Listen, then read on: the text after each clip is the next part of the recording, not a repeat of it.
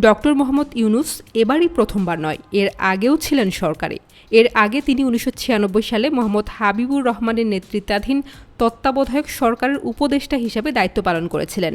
মাত্র ৮৬ দিনে সেই সরকারের সময় তিনি বিজ্ঞান ও প্রযুক্তি, প্রাথমিক ও গণশিক্ষা বিভাগ এবং পরিবেশ ও বন মন্ত্রণালয়ের দায়িত্বে ছিলেন। দায়িত্ব পালনের বেশ কয়েক বছর পর প্রথম আলোর সম্পাদক মতিউর রহমানকে দেয়া এক সাক্ষাৎকারে তিনি বলেছিলেন, আমি প্রায় এমন এক সিদ্ধান্তে উপনীত হয়ে পড়েছিলাম যে সরকার অকার্যকর এক যন্ত্রে পরিণত হয়েছে। আমার মনে হতো সরকারের একমাত্র কাজ মানুষের কাজে বাধা দেয়া। কিন্তু তত্ত্বাবধায়ক সরকারে কিছুদিন থাকার ফলে আমার ধারণা কিছুটা বদলেছে।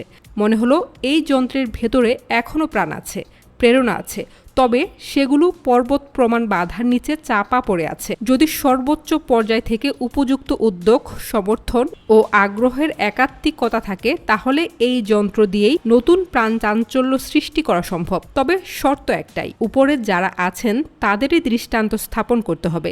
একবার স্পষ্টভাবে দৃষ্টান্ত স্থাপন করা গেলে তার প্রভাব দ্রুতই নিচের স্তরে ছড়িয়ে পড়বে। অল্প সময়ের মধ্যেই অনেক কিছু অর্জন করা সম্ভব। এটাই ছিল তার সেই সময়ের উপলব্ধি। এখন ২০২৫ সালের বাস্তবতায় দাঁড়িয়ে প্রশ্ন জাগে, ডক্টর ইউনূস আজ কি বলবেন? রাষ্ট্র ও রাজনীতির যন্ত্র কি আগের চেয়ে আরও অচল হয়ে পড়েছে, নাকি এখনও তার ভেতর লুকিয়ে আছে নতুন প্রাণের সম্ভাবনা?